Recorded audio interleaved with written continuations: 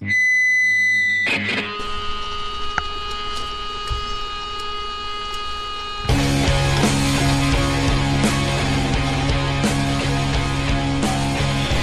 everybody. Welcome back for part 2 of episode 4 of Maximum Freedom with Mike. Happy Wednesday morning once again. Hope you're all having a great day so far. It's hump day, middle of the week. I am your host, Mike, coming from the dungeon, my basement studio office in the great state of Ohio. Hope everybody's having a great Wednesday so far. Hope you checked out part 1 of the podcast on self-education. Hope you enjoyed that. This segment, we're going to talk some about the news. There is some crazy progressiveness going on in the news. I said progressiveness. Before we get to that, I just want to give a shout out to everybody that you need to follow me on Twitter and YouTube. I don't know if you classify that as a shout out or not. Well, I have ADD, so I got like 50 thoughts going on in my brain at the same time. Sometimes a couple of them mix match and come out my mouth. You know what I'm saying? Anyway, you can follow me on Twitter at srebel1983.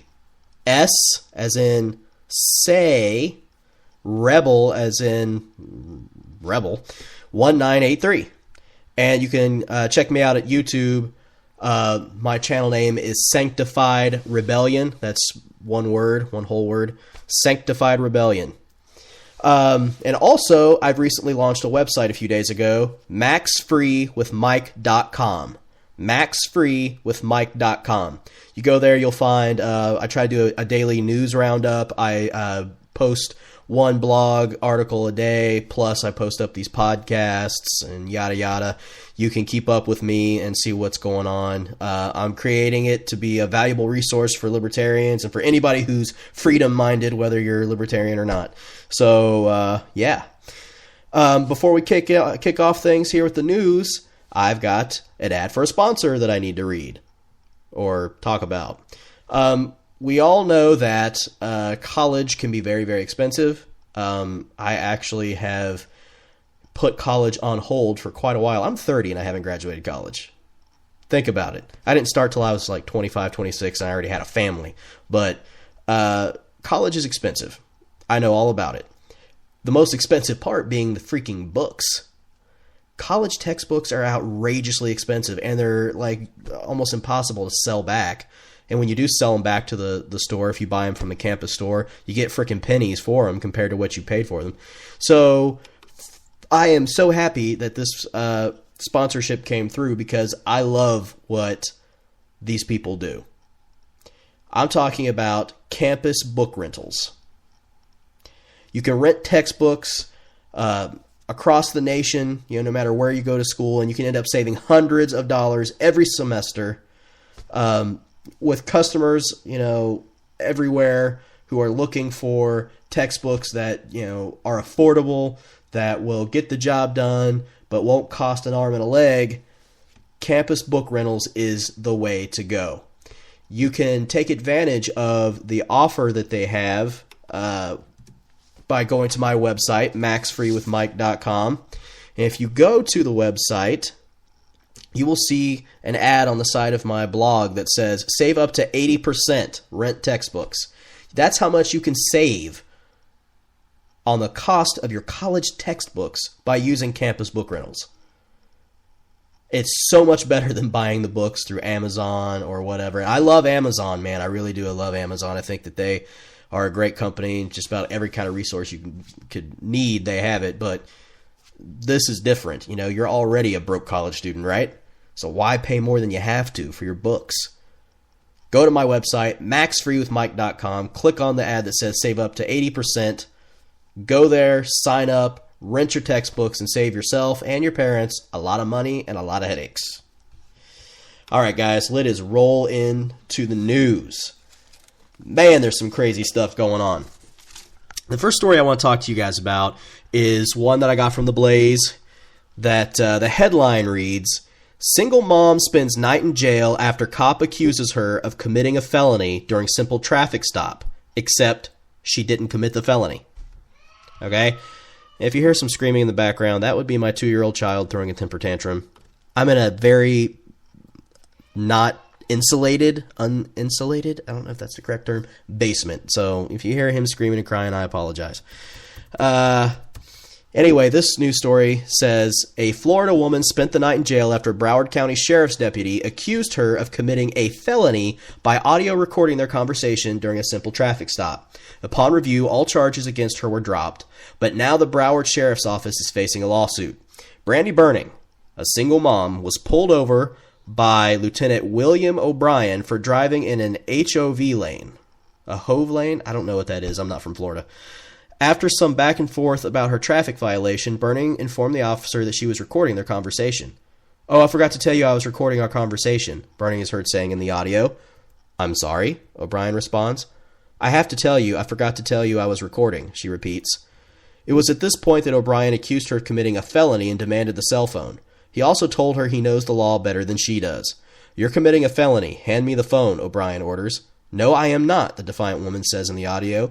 "I am not giving up my phone." As Washington Post opinion blogger Radley Balco correctly notes, in every state in America, you are well within your rights to record an on-duty police officer.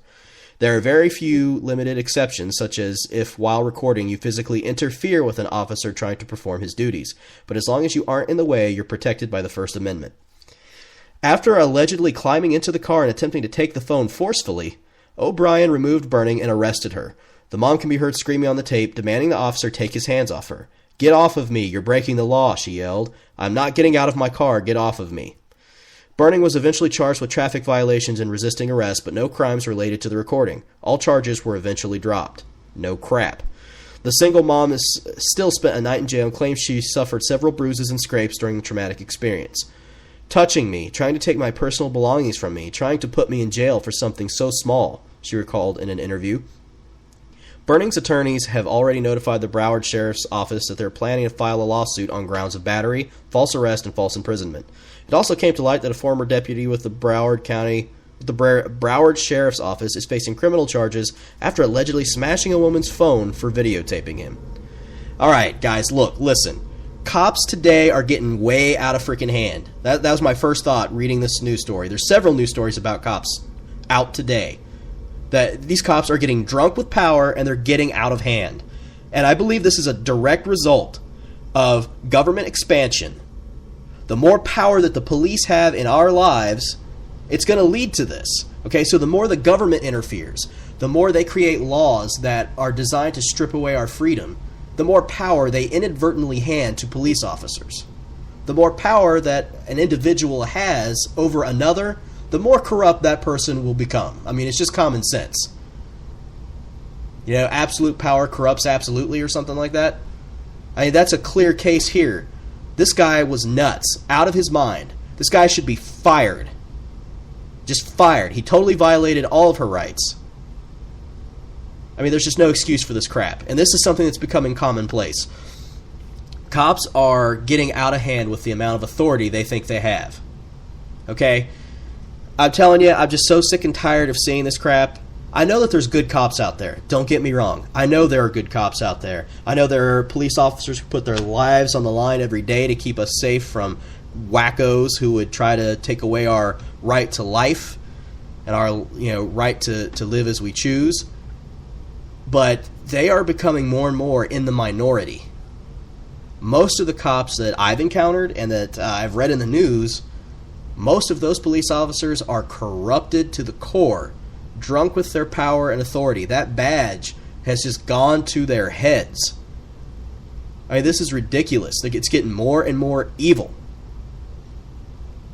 You know, I don't like where this is headed. You know, if police officers aren't held accountable for violating our rights as citizens that are guaranteed to us under the Constitution, that are protected under the Constitution, then, you know, what does that mean for our future if this stuff doesn't start being punished right now? What are the police going to be like when our children are adults? Are they just going to have the right to shoot you dead in the middle of the street for no reason? I don't like the cut of that guy's jib. What the heck is the matter with these people? There's a reason we have a Constitution, and it's so that we don't get treated like crap like that. No police officer ever has the right to do anything like that. Not to someone who's not guilty of a crime, who's being non-aggressive. You know, if it's someone who's being aggressive and they have a weapon or something, you know, things change a little bit, especially if it's not a weapon that's legal. You know, if they're like brandishing a firearm in public with the intent to hurt someone, by all means, knock a dude out. But not like that to a woman who wasn't even doing anything that was that serious. Goodness sakes. You know, here's another story I just wanted to touch on briefly that's related to that and kind of proves the point that I'm making here. The headline says, cops allegedly beat unarmed dad to death in front of his family and then confiscated the camera that recorded it all. Okay? Apparently, this happened in Moore, Oklahoma. Police officers are accused of beating an unarmed father to death in front of his family outside a movie theater. The family of the man who died claimed they captured cell phone video of the police beating him severely, but the phone was confiscated as evidence. Evidence that they're a bunch of... Nah, I won't go there. I won't say what I really wanted to say. These people are crazy. 3 officers have been put on administrative leave by the Moore Police Department while detectives investigate the in-custody death. Let me skip through here. I guess the situation was Nair Rodriguez and her daughter Lunai. Wow, man, what a weird name. They got into an argument at the Warren Theater around midnight. The mother said that she slapped her daughter and then stormed away. Her husband chased after her. That's when the family said officers confronted the husband and asked to see his identification. He tried to bypass the officer to stop his wife from driving off because she was angry, and that's when they took him down and started beating him, and things got out of control from there. This is clearly a problem. Clearly. And I don't think there's any way to stop this kind of police brutality and nonsense and violation of rights until we start scaling back the federal government out of everybody's lives. And I don't think that that this is going to end either unless we start punishing these people severely for violating the constitutional rights of another, especially without due cause. This just has me afraid. It's like, you know, this is why people don't like cops. You don't have to be a criminal to not like police officers. I do nothing illegal. I don't do drugs. I don't speed, at least not on purpose. I try to make sure I always do the speed limit. You know, I try my best to make sure in all instances that I do not break the law. But I am terrified of cops. I don't think that they're here to serve and protect at all. I think that I need to be cautious around a police officer because I feel like at any moment they could try to take away my rights. You know, or that they could beat me to death or shoot me. I mean, I don't really look at cops anymore as the good guys. You know? It's sad. We got to stop this stuff, man. This kind of stuff is... It's disheartening. We used to be able to trust police officers back when they were, you know, reined in. They just have way too much leeway and too much of that good old boy mentality within the police departments. That this stuff just, you know, people get away with this stuff, and it's got to stop. Got to stop. It's got to stop, you know?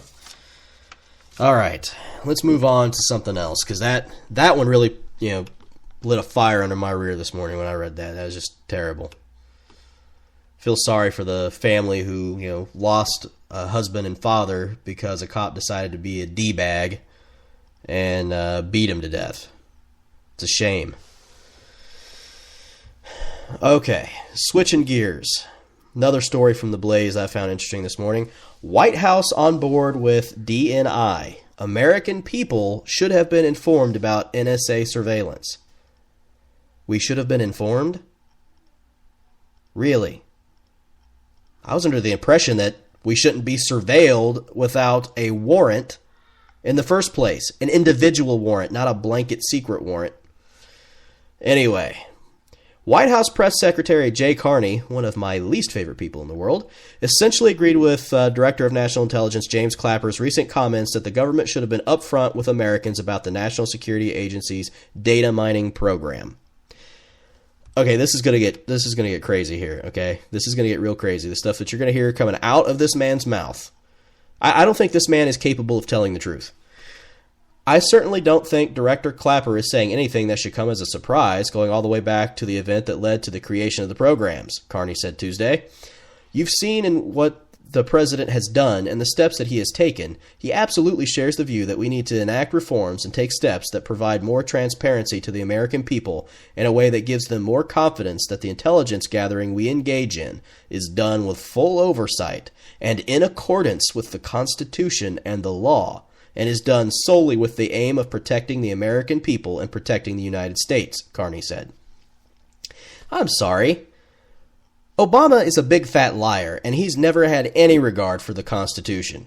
I mean, look at all the executive orders this guy's penned, and then look at the quotes about, oh, I've got a pen and a quote in a phone, I'll do what I want. You know, I mean, really? This guy cares about making sure that everything is done with full oversight and in accordance with the Constitution. Obama hasn't cared one drop about the Constitution since he's been president. He's ignored it in every possible way. It almost appears as if he's gone out of his way to ignore the Constitution. I mean, it's like he's taking painful steps to be like, what does the Constitution say? I want to do the exact opposite.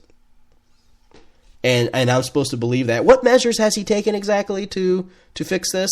That we need more transparency? That's what we need? I don't think that's the solution. Let's see what James Clapper had to say, the Director of National Intelligence. I probably shouldn't say this, but I will, Clapper said. Had we been transparent about this from the outset right after 9/11, which is the genesis of the 215 program, and said both to the American people and to their elected representatives, we need to cover this gap. We need to make sure this never happens to us again. So here's what we're going to set up. Here's how it's going to work and why we have to do it. And here are the safeguards. Clapper went on to say, if the program had been publicly introduced in the wake of the 9/11 attacks, most Americans probably would have supported it. What? I would hope not. Listen. This program is a direct violation of our Fourth Amendment rights, and it shouldn't be done ever, no matter what the reason. No matter what the reason, this should never be done. You do not have the right to spy on private citizens. You do not have a right to do it in secret with a secret warrant. A general warrant that violates our Fourth Amendment rights. No, I would not support that after the wake of the 9/11 attacks, because I would rather have freedom than security. What's the point of living life if I can't live it free? I don't want anybody up in my business, you know what I'm saying? I don't want anybody trying to get up in my business to listen to my phone calls that are supposed to be private between me and the individual on the other line. I don't want anybody interfering in my business. Nobody. Okay? His solution is that, we're going to continue to collect the data, but we'll rely on a third-party non-government body entity to take care of it. I'm sorry. I'm really sorry, but I don't care if it's a third-party non-government entity. Nobody has the right to interfere in my life like this. No one has the right to gather this type of data without my consent and without a warrant specifically for me that specifically outlines the data they're collecting and why. Get out of my private business. You don't need to know my phone calls. You don't need to know what I search on the internet. It's not your business. I don't care if the threat of terrorism is increased. I would rather face the terrorism than lose my freedom. He just constantly, Obama and his administration constantly find excuses for getting into our private lives. And one of the biggest excuses, one of the biggest things that progressives have been using is 9/11 and terrorism, the war on terror. It has been nothing but a blanket excuse used so that they can justify intrusions into the private lives of citizens. I've had enough of the war on terror. It's not really producing anything anyway. Bring our boys home. Let's secure our borders and prevent crazy people from doing things here from within. The war on terror is not getting anywhere. The only thing it's doing is racking up $1 trillion debt. Who knows how many trillions it is now? NSA, spying, complete just denial of Fourth Amendment rights. Gotta love big government. After all, they know what's best, right? Hey. All right, this last story that I'm going to cover with you guys today. Just when you think you can't have heard anything more crazy come out of Nancy Pelosi's mouth than what she has said over and over again for years. Starting with, well, we can't look at the bill until we pass the bill. We can't know what's in it until we pass it. It gets worse. Pelosi, in a, I don't know if it was a news conference, it looks like a news conference, said that the founders sacrificed it all to pave the way for Obamacare. Say what? Really? Okay, this here's what she said. House Minority Leader Nancy Pelosi said, in terms of the mandate that is central to what the law is, and the law is very sound policy. To go back to our founders once again, they sacrificed it all for life, liberty, and the pursuit of happiness. This bill, excuse me, this bill, the Affordable Care Act, is about a healthier life, the liberty to pursue your happiness. That is solid policy. What? Oh my goodness. She's crazy. She is mentally ill. She is a perfect example of the product of indoctrination and revisionist history in the public school system. Okay? Life, liberty, and the pursuit of happiness is about maximum freedom to live life as one sees fit. That's what the founders believed. It's about having choices. Choices. The founders believed in maximum freedom from government interference to live life the way you choose to live it, so long as what you do doesn't violate the rights of others and is non-violent, non-aggressive action toward another. Okay? That is crazy to me that she thinks life, liberty, and the pursuit of happiness can be wrapped up in a summarization of the Affordable Care Act. Okay? Anything handed down by the government that limits your choices, that limits your ability to live life the way you want, without, again, causing harm to other people physically or imposing on their rights. It's the opposite of what the founders want, okay? That's not what the founders ever envisioned for our country. Penalties for not getting insurance or not offering it, causing people to fund abortions without consent from their tax dollars, taxing people in general for not having health insurance. That pretty much goes against the founding principles, which state that a person has the right to choose how they want to live their life. If someone doesn't want to have health insurance, they don't have to have health insurance. That should be their choice. It shouldn't be something mandated by the government. That's the exact opposite of the founders, Miss Pelosi. I mean, really? Are you this mental? Have you smoked this much marijuana? I mean, I don't know, man. I've seen potheads who got more common sense than that, Come on now. This is ridiculous. The founders would be absolutely appalled by the type of legislation that is the Affordable Care Act. I mean, to even suggest that the founders would have supported this kind of measure is ridiculous. Read your history. See, this is why I talked about self-education in part 1 of the podcast. Because if you're not self-educated, if you don't know the truth, then what she's saying will line up with the revisionist history you were taught as a kid. And you won't even question it because you've been taught not to question the government. When you absolutely should be questioning the government because this woman is nuts. Complete nutbag. People want to rag on, Michelle Bachmann, who's a conservative, and I don't necessarily agree with her policies either. I don't think she goes far enough in small government.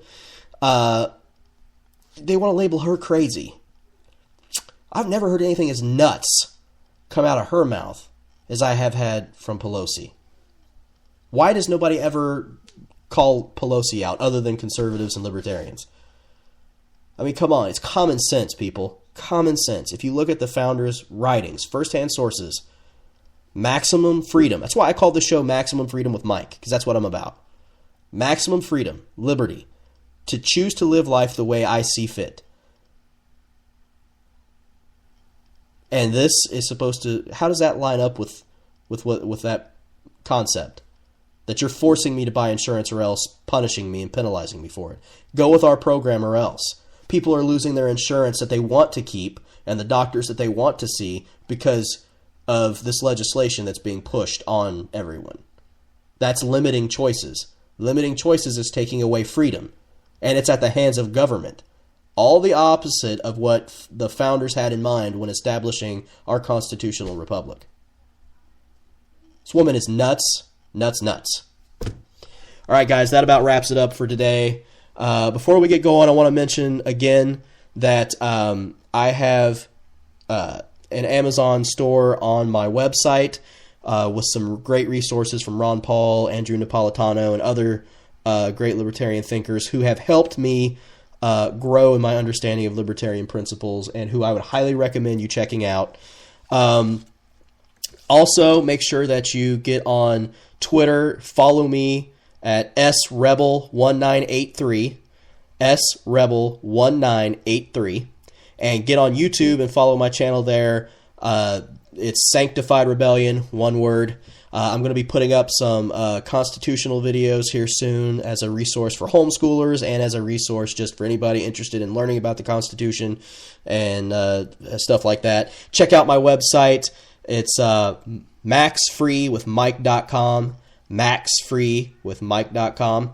All right, guys, I am out of here. I got to get to work. I got some stuff I got to get done. Hope you have a great Wednesday, and I will see y'all again on Friday. Peace.